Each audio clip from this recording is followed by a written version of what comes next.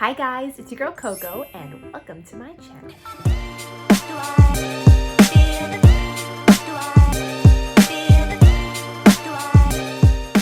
So today's video is all about hair care. I'm going to talk a little bit about how it was before my pregnancy, during my pregnancy, as well as after, and a couple of things that I feel has helped me so far when it comes to my hair. Okay, first, I've been blessed with thick hair, but a rather oily scalp.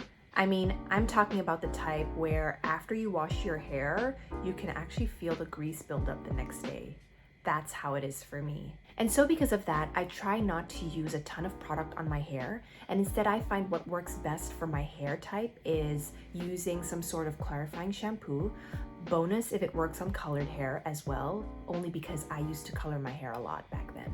Okay, so before pregnancy, I actually stuck with two types of shampoo that I absolutely loved.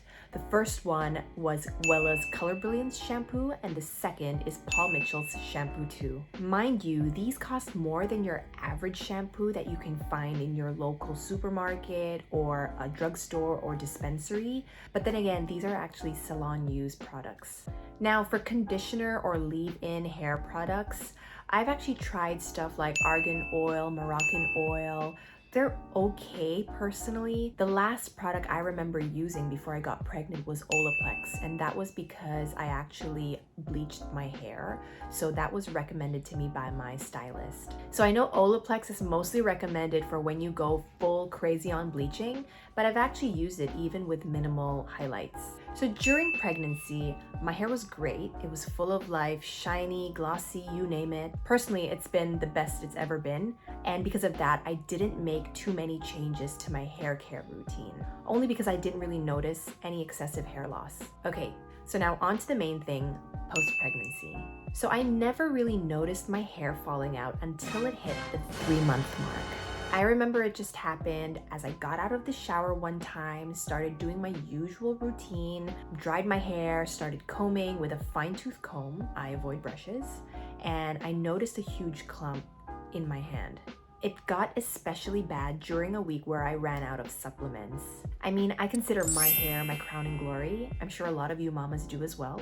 So imagine seeing huge clumps in your hand on the floor. I mean, it was quite depressing. And so because of that, I'm just gonna quickly share a couple of things that I feel has helped me so far and continues to help me in my postpartum hair loss journey. Okay, first, cutting your hair. So I used to always keep my hair long, and I would switch it up every 6 months or so by having curls, lowlights, highlights, side bangs, even a full-on bleach at one point, which turned my hair green, but that's another story for another time. And so if you're like me and you have thick hair, cutting it off can be such a relief. I mean, my head feels lighter, I feel so much fresher, and overall I feel good about myself. Just please don't refer to it as mom hair. All right, next. No coloring or excessive heat products. Okay, so your hair is super sensitive at this point and you don't want to damage it further by getting it colored or using excessive heat products like curling or straightening irons. So for now, park that on the side. All right, next, continue taking your vitamins and postnatal supplements. All right, so regardless of whether you are breastfeeding or not, I think it's especially important to continue taking your supplements. Personally, I find that when I take my supplements on a daily basis, I see a reduction in hair fall. All right, next, research on shampoos that contain ingredients like biotin. So you can find these in stores like iHerb, or if you're like me, you can go to Nature's Village here in Hong Kong and you can pick up a shampoo that contains biotin. So currently I'm using something called Creek Botanicals, which is especially formulated with biotin. So if you want my comments on the product, I would say that it does get the job done. I have seen a reduction in hair fall, but it has made my hair especially oily because the product itself is infused with argan oil. Also, biotin can be found in food, which leads to my next point.